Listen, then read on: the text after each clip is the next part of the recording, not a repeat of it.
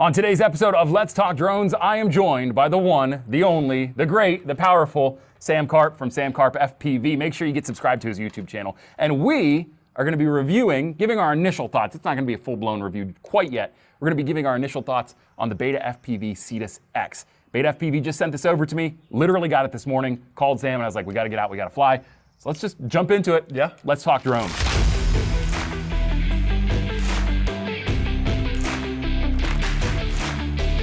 What's up? It's Chris, the Drone Geek, and I'm joined here today with Sam Karp. How's it going? Of Sam Karp FPV, like I said. Make sure you go get subscribed to Sam Karp's channel. He's got one video, but more to come. We're getting there. We're getting more to there, come. right? FPV videos. Yeah, but anything you need FPV, Sam's the guy. So make sure you subscribe to YouTube. Make sure you follow him on Instagram, Facebook, anywhere you can find him. So today's video is also brought to you by The Droning Company, the #1 online resource for commercial remote pilots worldwide. Make sure you check them out on YouTube as well, and check out their website, thedroningcompany.com. Again, the #1 online resource for commercial remote pilots worldwide. Let's get to this, though. Yes. BETAFPV has had a long-standing relationship with the Drone Geek. Been sending me a lot of cool stuff lately, especially. We just recently did a comparison video for the Droning Company on our FPV vlogs, where we compared the BETAFPV Pavo 20 with the GEP-RC Cinelog 20. Yep. Yeah. So make sure you check that out. We'll be doing something similar with the Cetus X on the Droning Company's channel as well. So make sure you check that out in the very near future. But I just got this in the mail this morning, and I gotta tell you, first of all, a lot bigger than I thought it was gonna be. It is. In the photos, it definitely looks much smaller. Yeah, much smaller. Much smaller. Much smaller. But I brought this out. It fits in the palm of my hand, but it's almost the same size as the Pavo 20. Yeah, I yeah. mean, it's really almost pound for pound the same drone. Pretty much. So I was surprised by that. I was also surprised by the power system, not in a bad way, but it is run off of two 1S batteries, 450 milliamp 1S batteries. Proprietary plugs on board as well, so they go into these ports right here. Doesn't matter which order you plug them in, you just plug them in and go, because they are running in parallel. And you get 4 of these with the package combo that I got. Yeah, this is an initial thoughts video, so those are my initial thoughts on the actual drone before we put it in the air. The other things we want to talk about are the peripherals here. So we do have our BETAFPV Cetus headset. Some old school box goggles. Some old school box goggles. And what I think is really cool about these is, and it's cool in a way, but it's not cool in another way, they're analog. It runs on an analog system. So it is just, you select your channel. And what I really liked about it is, as far as like setup goes, all you have to do is long press the S button on top of the goggles. When you do that, it automatically searches for the channel that the drone is broadcasting from. So power on the Cetus X, press and hold the S button, and it automatically locates the channel that it's broadcasting to. So you don't have to do any configuring if you don't want to. It's literally just press the button and go. Same with the controller they send you. It runs on Express LRS. So it's an ELRS connection. That's what you're going to be using for your RX. And then to bind it, all you have to do is press and hold the bind button. And as long as the drone is on, it will bind to the drone too. So it is as straightforward as you can get.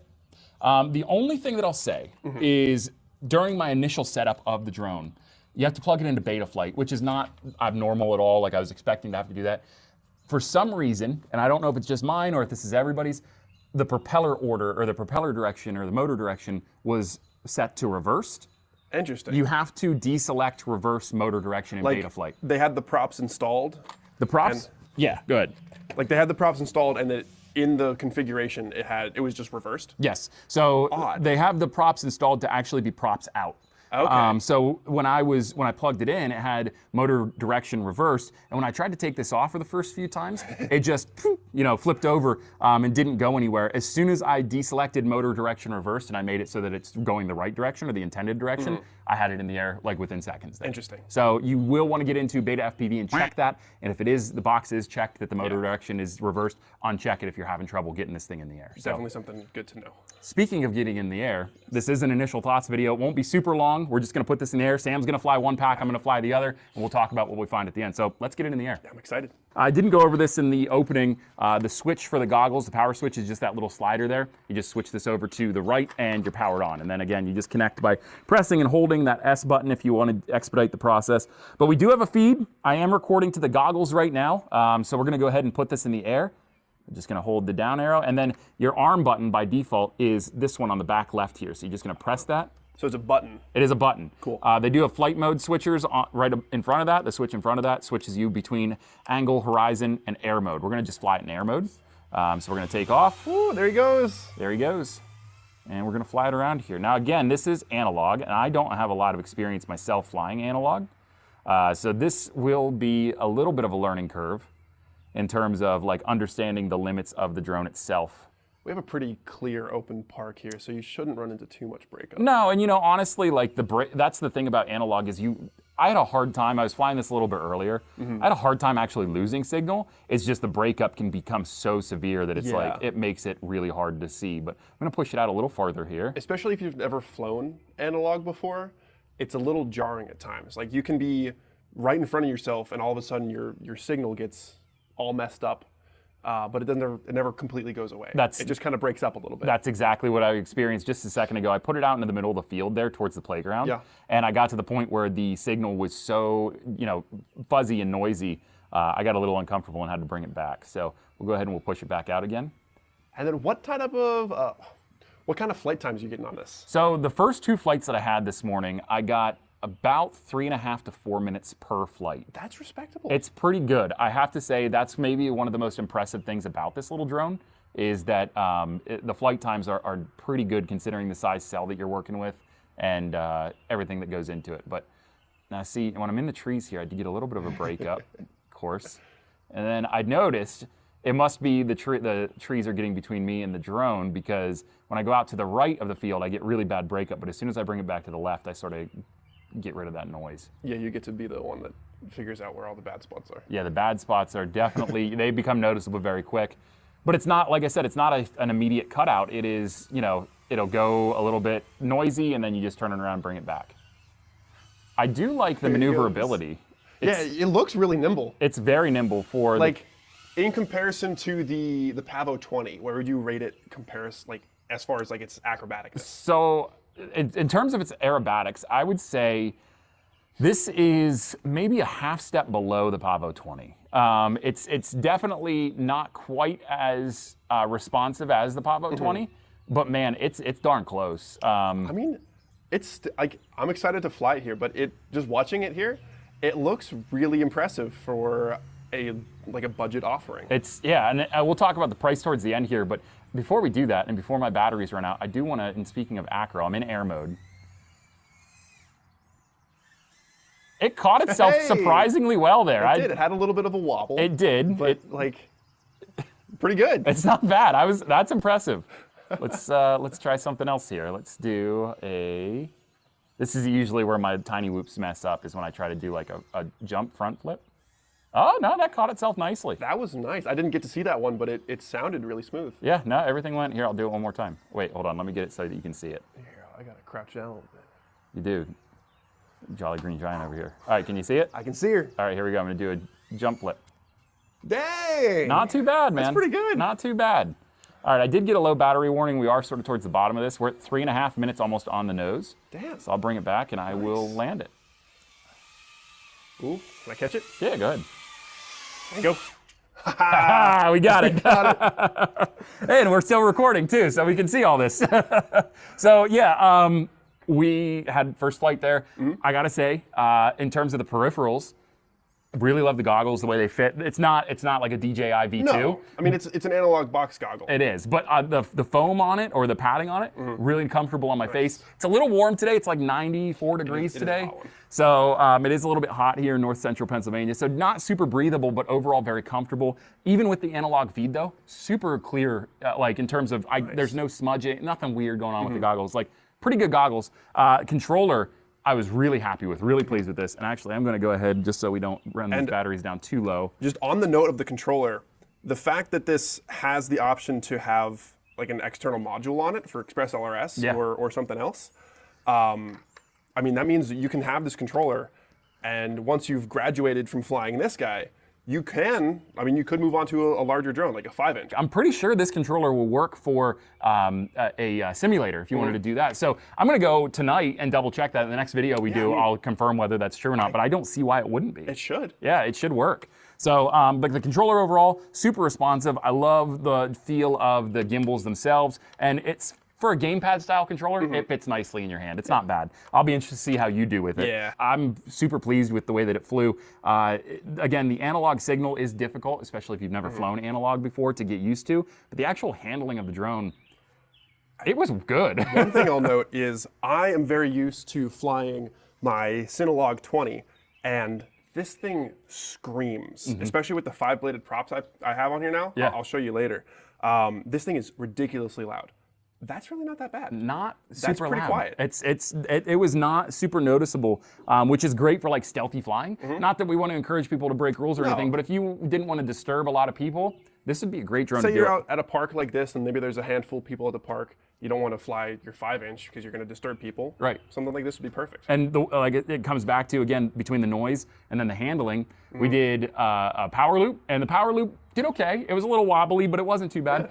But front flips, back flips, I'm assuming barrel rolls would play in the same way. There were no issues. It was actually very smooth to do those tricks. So if you like to fly acro, like, I don't see why you couldn't do a little bit of acro with this. It responded well. I'll say, surprisingly, this handles acro better than the Pavo 20 does. Really? Yep, and better than the Pavo Pico for that matter. I wonder, because I remember earlier you had me hold both of them. The Pavo 20 is slightly heavier, just ever so slightly. I wonder if that, just being it being lighter weight, has something to play into that. I would assume so. It's not a super breezy day today, so taking this out on a windy day might change the handling and the characteristics because it may be a little too lightweight. But that's my opinion of the drone itself. I'm excited to see what you think of it, though. So let's go ahead, let's get the new batteries out. Let's get Sam in the air. Sick. So I think the last time I flew something of this kind of category, especially analog, was several years ago. The Tiny Hawk 2. Okay. The Tiny Hawk 2 that's what I learned to fly FPV on. Wow. Was the Tiny Hawk 2 a pair of old Fat Shark box goggles? So it's been a while. It's been a while since I've done analog on a whoop. Well, this will be a nice little reminder as to how far we've come in the world of drones, especially FPVs. And then arm is this button. You're going to press that button down, and it'll stay stuck in. What mode am I in right now? You're in air mode right now, and that'll say on the bottom right-hand corner of the goggles. It'll tell you what it's in. And you can switch, again, it's air mode, angle mode, and horizon mode, your basic flight modes. I haven't done this in a minute. Apologies in advance if I crash your drone. You better not. I just got it this morning. Well, I might. Oh, there it goes. Oh, yeah. Now, before you get into your evaluation of it, I will say I pitched the camera forward a little bit. It does come with a really nice, intuitive little camera angle system. It's just a couple of Phillips head screws, and you just tighten them and loosen them if you want to adjust it. But I did have to pitch it forward because my first flight was a little too aggressive, and I ended up crashing it. No, this is handling really nicely. It's smooth. Like ridiculously smooth. Now, would you say this would be a good option for somebody, just off of the cuff, this would be a good option for somebody that's looking to get into FPV at a low cost? Oh, definitely. Okay. 100%. This thing flies, like, I'm actually really shocked by how well this flies. It handles really well. Oh, yeah, you can totally do, I mean, you can't do anything like crazy acro with it. But you can do a little bit. You could do some acro. All right, I'm curious to see what the range on the... We might have to take a walk, is what you're saying? Maybe. I've got eyes on it, so I'll see if it goes into the road. If it goes into the road, though, I'm going to be sad. No, I'm not going to put it I'll have to call Ellie at not gonna put it BETAFPV and have her send me a new one, and I'll blame you for it. Oh, that gets pretty bad right there. It gets- it's back. It's back. You bring it to the left a little bit. We're back. Yep, you get back.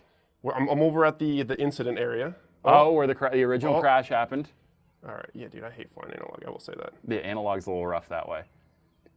But you know what? For this, I think this is as much range as I would really need. I don't think I would realistically need too much more range than this. I can comfortably fly in and around these trees. I went out pretty far there, actually. Well, when you consider, too, what it's created for. I mean, this is straight out of BETAFPV. If you're looking for a fun, low-cost drone to fly and to sort of get acclimated to how manual drone flights are done, this is the way to go. So you're really not going to be pushing the range on this. This isn't one of those types of drones. Okay, but legitimately, this is crazy smooth. It's super smooth, though. Like, it's super smooth. Now, what did you just do there? I just did a barrel roll. Okay, I was wondering. Oh, yeah, she flies nice. The only thing that I really have like a criticism about, other than the analog, and it is what it is with that, is they didn't send me more batteries. Like, we're done after this. Like, it's over after this. But with as cheap as they are, I'll probably just go buy some.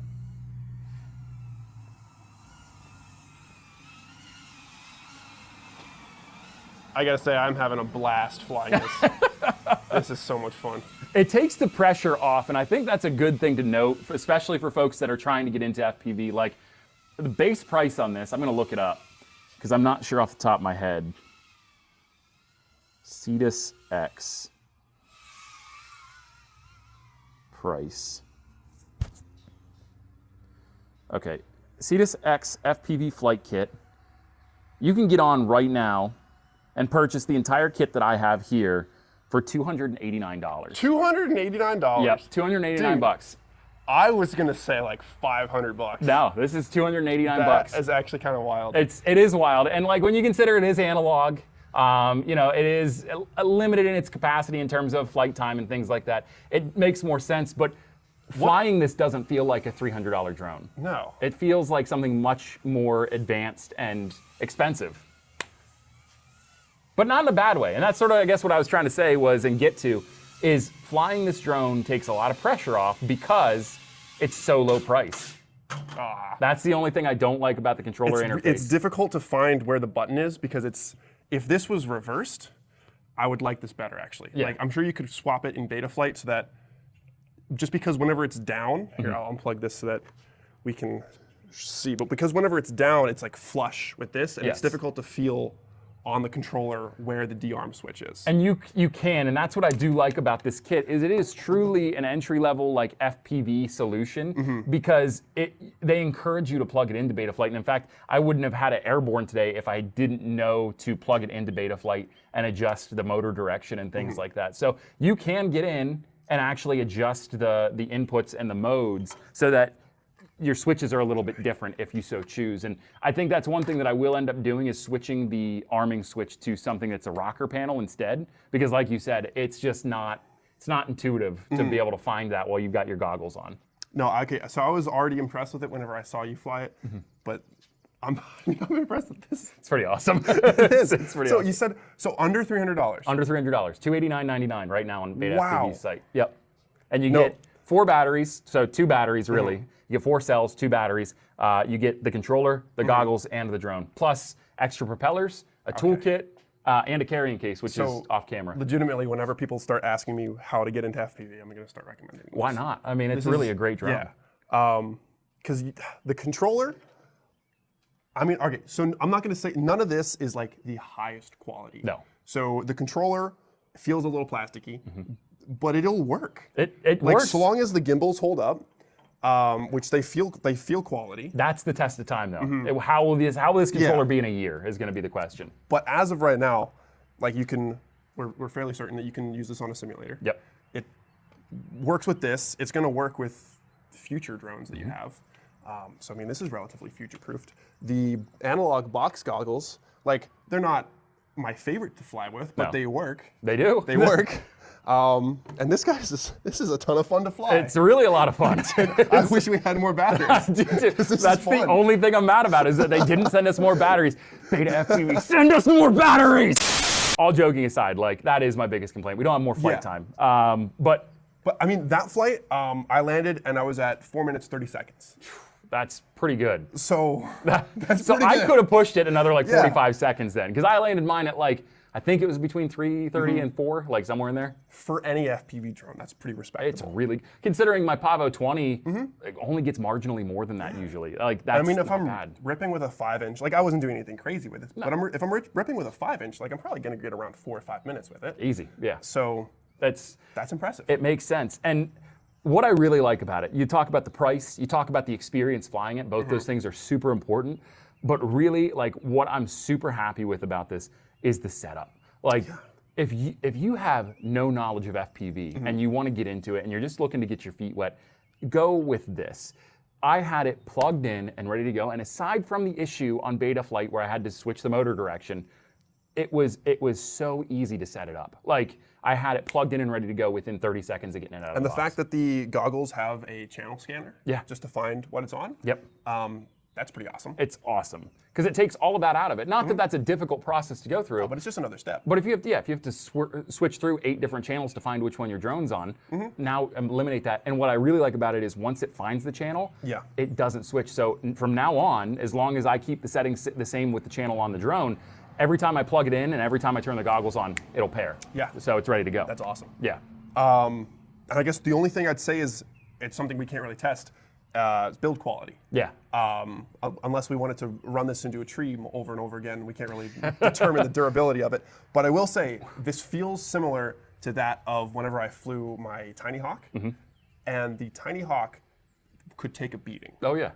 Just because it weighs nothing. Yeah. So it weighs nothing, and you crash into it, like, oh, there's no momentum or weight behind it, that crash. It has a hard time hurting itself. Once we get to the end of our review process, and we've gone through this a few times with this drone and really vetted it out, I think we will go there. I think that we're going to bring it back here. We're going to run it into some trees, run it into some objects, because I will say this. As fun as this is to fly, for guys like you and me, we've already got the Pavo Pico, we've already got we don't really need this. This is sort of just, it's fun, and it's good for people that are just getting into it. But if you've got experience already and you've already got your own drones, I don't know if I would recommend it to those types of folks. Yeah. I can't get over, like, genuinely how smooth it was. Like, it was super smooth. And I'm shocked. That's I guess not to take it back to a drawback on it, but one of the reasons it is a super smooth flight and it's a lot of fun. So even if you're a guy that's already got FPV drones and you're just looking for something fun to beat around, like, okay. Because I imagine you can get this individually from the whole kit. I believe so. Yeah, I believe you can buy just the drone. If that was the case, I mean, you could pick it up, have a little fun basher. You could. Yeah, you could. It's the only downside to it, aside from the fact that it is analog and everything like that, no room to mount, like you can't use this professionally. I'm going to say that only because you can't mount a camera to it, and you're certainly not going to use the feed from the VTX. Like it's not going to work. So don't buy this with the intention of, okay, I'm going to use it then to earn money. It's not going to happen. No, this is definitely a stepping stone. Yes, 100%. Yes. So especially if you get this whole kit, then you can. What I would recommend is grab the controller, plug it into, there are several free flight sims at this point, but the one I mostly use is Liftoff, which I think is $20 on Steam. Yeah. Yep. Put like 10 hours into the flight sim, and then you'll probably be comfortable enough to take this outside, fly it around a little bit. I would agree with that. I would agree. So, all in all, what's your thoughts on this? I mean, closing thoughts. This thing gets 2 thumbs up for me. All right, I'll also give it 2 thumbs up. It is a great little drone, and I want to thank BETAFPV for sending it over to us. Maybe we'll reach out to Ellie and see if she'll send one to you, so then we can have 2, and then we can rip them around a little bit. So races. We'll see. Time will tell. In the meantime, I'm happy to share this one with you. So if you liked this video, you want to check out more videos, make sure you get subscribed to my channel. If you are interested in purchasing the BETAFPV Cetus X after seeing this initial thoughts video, I do have a link down in the description. There's also plenty of links on my online store, thedronegeek.com. Just go there, press the shop button, and it'll take you to all of the brands that I recommend and that I work closely with. You can shop all of the products, including the Cetus X, on that store. So make sure you check that out as well, or just check out the link down in the description below. A reminder, they are affiliate links. I do get a kickback, but again, I wouldn't recommend it if I wouldn't use it myself. If you liked this video, make sure you hit the thumbs up icon down below. Helps me out a lot. Helps get this video out into the algorithm to more viewers like yourself. If you love drone content made by drones, about drones, and for drone pilots, my friend, this is the channel for you. So make sure you hit that subscribe button if you haven't already. While you're at it, hit the bell icon too, because you'll get a notification every time I post a new video. Until next time, I'm Chris, the Drone Geek. This is Sam Karp from Sam Karp FPV. We're out of here. See ya. Yo, what you say? Steady screaming, YOLO rock.